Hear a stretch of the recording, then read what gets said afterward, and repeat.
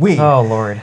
We listen to Future's High Off Life, so you don't have to. It is 21 songs, an hour and 10 minutes long. Woo! Oh, Lord. A lot of Future. One thing's for sure, Future, you are now on the, well, I mean, you've been on the cusp of, please stop making music for a long time because you release like 6 albums a year, so just like... Not exaggerating. Like dead ass. I think last year there were 3 or 4 projects. Because I know there is that came out. Future Hendrix, The Wizard, you had Monster, and you had another one, I'm pretty sure. Save Me. Yeah. Like, how many Future albums do they need to be? Doesn't need to be. Anyways, where to start with this? Trapped in the Sun, the opening track, isn't bad, actually. I listened to it, like I started the album off, I'm like, okay, it's decent trap. There's nothing spectacular about it or anything, but he wasn't overdoing it on the auto-tune, which is nice, so I could actually understand what he's saying for once in his life, which I go, wow, this is what he sounds like normally. Cool. He's probably still wearing sunglasses indoors, though, because it's Future, and he likes to be a rock star. Yeah. But anyways, so opening song's okay. High Tech, Touch the Sky, those 2 songs could basically be the same. You could just put them into 1, 2 songs. And then that's basically the entire album. It's just like that. I don't know how many songs I kept listening to that they either had the same exact beat or they had the beat with just like 1 extra snare or 1 extra drum. And I'm trying to be as like thoughtful and open-minded as I can. I've turned the tide on the Uzi Vert's album because it started to grow on me a little bit. It's still like, it still sounds like it's a Fisher-Price piece of shit, but like at least the songs are different. And this usually happens every single year a little bit, Sean, where like, there's a trap album, you hated it first, but then you listen to more trap albums, you're like, oh Jesus, it's worse than I thought. And this is making me appreciate Travis Scott because at least he does different shit. I don't like his music just much, barely, and I was like barely different shit. Because we're near the top, like Solitaires with Travis Scott is like, wow, Travis Scott, you really just love the same like and then I was 3 hook notes like and I was gonna say the thing with Travis Scott and Future on all their songs, they literally do the same exact formula for a song where it's like da da da da da da da da da da boom. Yeah, and that's their the flow. Drums are very similar. Their flow and everything is the same, which just after a while it's super monotonous. There's one thing about making it a style. There's another thing about like releasing.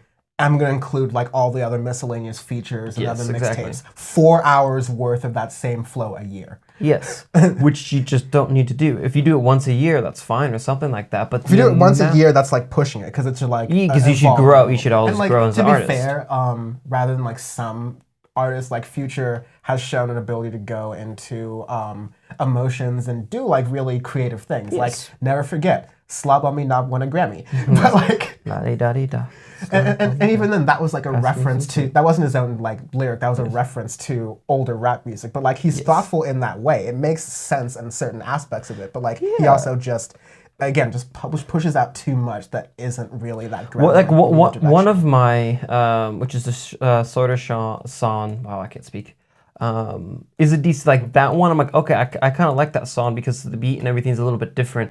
The lyrics are very repetitive in it, but that one's fine, and I wish you would do more stuff like that where it was a little off-tempo, a little bit different within the beats, and then it goes right back, Posted with Demons, and then it goes back to same old Future, where it's like, I've heard this 1,000 times. You can put any song on this and put it into another album, and it basically fits. And it's like, that's one thing where you can put it and make something that's your own sound, but if you make it so repetitive where every album kind of blends together, where I don't know a difference really between the two, like between 4 or 5 of his albums, there's a problem with that. Yeah, like as with most like male trap artists and a lot of female pop artists, their albums are way too long and they say too little. Yeah, there are decent songs at the end of this. Tycoon and 100 Shooters. I actually like 100 Shooters, which is with Meek Mill and Doughboy. That song might be my favorite on the album, where it's good. The rest really isn't that good. Life is good with Drake. The Drake's part's okay. But like that's the thing with the album is that like I like many of the features actually. This is one time where like I almost wish Future would pull a DJ Khaled and just fill his album with only features because like it's almost like Kanye West and Kid Cudi. It's like when you put like half of both of them and half of their energy and they like kind of mellow each other out. Kid Cudi's fantastic. It's not that bad. Like but like Kid Cudi can be a little bit too much of himself, and Kanye West is pretty much always too much of himself. Yeah, exactly. Put them together on an album, and they mellow each other out enough. Yeah, you can actually hear Kid Cudi say English words instead of going. With Future, when he invites a little bit of Lil Uzi Vert on his like song that's together, right. even though it sounds like a B side of Celebration Station, like it was literally ripped away from it. There's Travis Scott on there, even though it like sounds like a rip off of Highest in the Room a little bit, but it's like a mixture of Future and that artist, and it complements. Or Harlem Shake with the Young Thug. Yeah, it sounds like a Young Thug song, which is why I'm also a little bit partial to that as well. It's like the Drake thing, where like you'll be able to find some songs you like on here, but what is this for? What is the and that's the point thing of with me. having this? I think Future is an extremely overrated artist within trap, because there is good trap. There are artists that make good trap. I will even admit that. Where you have, well, obviously 21's my favorite. He can get monotonous too, but every song he goes to usually makes it better. Lil Uzi Vert's album, at least he does some stuff a little different, even though again it's like, it sounds childish in my way, but at least he's doing different instrumentation on it a little bit. He's adding some stuff. Travis Scott, you could say that as well, but now he's starting to get a little stagnant within it, at least in the features that I've heard him in. So it'll be interesting whenever he releases new music. I was gonna say like most of the female trap artists, like Cardi B, Megan Thee They're Stallion, like, they are eons and eons. They're not even on the same Earth planet. It's like we flip it where like there's the men's league and the women's league, but like no one watches the men's league, and then like the women's league, they get like overpaid. We end up having to go like, hey, well, why aren't the men getting paid? Because Meg Thee Stallion's album is not even half as long. Honestly, it's way shorter. And Meg it Thee is Stallion's album, 1,000 in times better. retrospect, I want there to be more songs on it. Like Yes. I actually want, if Meg Thee Stallion released like another thing this year that was about as long as Sugar, it might be phenomenal. Yeah, and here's the thing too, because even the remix that she did on Savage with Beyonce is fantastic. Then you go to the remix of Life Is Good, and you put Drake, Da Baby, and Lil Baby, and it's just, the opening is kind of funny because Future at one point goes, "Pay my taxes," and I started laughing, and then it goes into the same exact thing onto it, but it doesn't change much of the song. It just adds to it to where it just makes it more monotonous, more plain. So well, that's Sean, the thing I'm with... proud of you for getting to the end of the album. I listened to the entire album because I have friends and people I respect who are big Future fans. And in order, as I always say, in order to dislike something, you have to at least bare minimum have a general understanding and general knowledge of it, or else you're just being ignorant. Yes. And I have a general understanding of Future because I listen to a bunch of his different things. I try to get into him, but like it's so uninspiring when there's so much other good music coming out where people are pushing the boundaries. We'll get to Charlie XCX's album in a little bit, where that's a pop artist that changes the flow, changes up stuff. You have Future that makes the same shit for the past like 5 years. So very similar shit for the past 5 years. I see like a progression. I mean, there's difference between much slower. Yeah, exactly. There's difference between Super Slimy and this, but still like. And then there's just like Future as a person, and then we'll get which is into just that. like we might as well get into it about right now because let's do it, baby. This is Audioface. Literally. This is how we go. So like let's start a little bit light. I'm gonna go out of order here, but let's start light. Mother's Day. Oh, okay. You want to go there? For Future was a little bit interesting. The way Future started his Mother's Day thing was that he. I love how Vulture describes him as a veteran dad. How are you a veteran dad? When you have 6 baby mamas. Oh my god. Oh. He fired off a happy Mother's Day tweet to 6 of his baby mamas, including Ciara, but not including his eldest partner, is Jessica Smith, who sued him for child support in 2016. Pay your taxes, Future.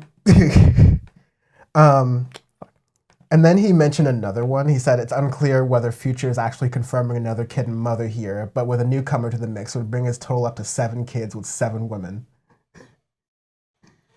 I'll judge you hard. Yeah, Diplo also pulled a Drake and announced on Mother's Day surprise he has a kid that he hasn't met yet because of the coronavirus that's preventing him from being able to travel.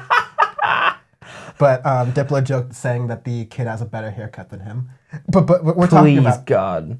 We're talking about Future here. The point is the Future has an interesting relationship and with females. Expression with females. And then... yes, which then leads us to what happened this week where... God, yeah, let me explain this story. Please do. It's a doozy. So, he sent a bunch of like cryptic tweets relating to some baby mama belonging to the streets. It was basically Future was jealous because he saw one of his exes in a rapper's music video. This is like the most rap story ever. It's so ridiculous. Turns out that she was just on a music video shoot for Lil TJ and Rich the Kid doing a song together because Rich the Kid got swooped up into this and he's like, yo, no, Future, I don't want none of the smoke. No, wait, no, Future. Catch the smoke. Yeah, so like he's doing this whole thing. It goes back to this history of he gets very territorial and like vicious when it comes to his baby mamas and his women in his personal life. There was like restraining orders issues. There's like rumors of violence. It's not like XXXTentacion bad, but like oh no, if it's XXXTentacion bad, I would go off. Been like pretty kind of questionable. There's that time last year where oh god damn it, this wrong article came up. But basically, Future created a game where he and Kanye West is like a flash game or like a flash game where they were like throwing gold chains on women in bikinis on the beach, and that was like a promotion for the album. There's the objectification of women. There's continues. The Future clip where he's in a music video and he's walking around a bunch of women and says this is his collection. I mean, like, there's a certain part where it's just like there's trapping and there's like what it's about and there's like a lifestyle where you are like a ladies' man. If I'm just being like very general about this, but there's also just like where being a disgusting human. At what point is this just like for joke or for show? Like, at what point is this like whatever? Like, this is like Alex Jones where he says, "Hey, you can't arrest me because I'm playing a character." I mean, it's sort of like that at times. It seems like, so you just can't really tell with Future, and he has this. I mentioned that in the context of this album just because every trap artist raps about this stuff to a certain extent, but then there's their lifestyle, and this lifestyle doesn't come out for every single artist, just saying there. Maybe he can chill a little bit. Anyways, arbitrary scale this week is establishments you'd first go to after things reopen. Scraping the bottom of the barrel here. Like, where'd you first run to? It doesn't have to be a specific place to throw out a location, but like... First things you go to like imagine it was like a gun goes off at like 5 a.m. one day and it's like okay, gotcha. So this is going to be. Keep in mind you're avoiding a rush. Yeah. Because this album is pretty bad. Where would I least want to go? Smart and Final. No. For me, it's Smart and Final. Okay, Smart and Final. That's a good one. Because it's elevator trap, so it's like a little bit for everyone. It's like for the working people. I was gonna say insert stupid mall here. Like just go to a like Cerritos Mall or Lakewood something. Mall. Lakewood Mall. Oh god, yeah. There we go. Lakewood. The one with the Costco. The one with the Costco. Just trying to park there when like a gun goes off. The amount of people that are gonna be there. I mean, more guns are gonna go off after that.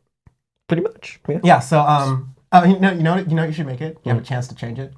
JCPenney, which just went bankrupt. Didn't it just go bankrupt? Just went bankrupt. Oops. JCPenney's selling their stores to a real estate firm they just created called JCPM Holdings. I'm kidding about the name, but they are doing this. But, wow, that's like, kind of funny. They're just like, okay, well, we're just gonna sell real estate to ourselves for bankruptcy because money. You know that's how that works. Great country, phenomenal country. Phenomenal. Yes.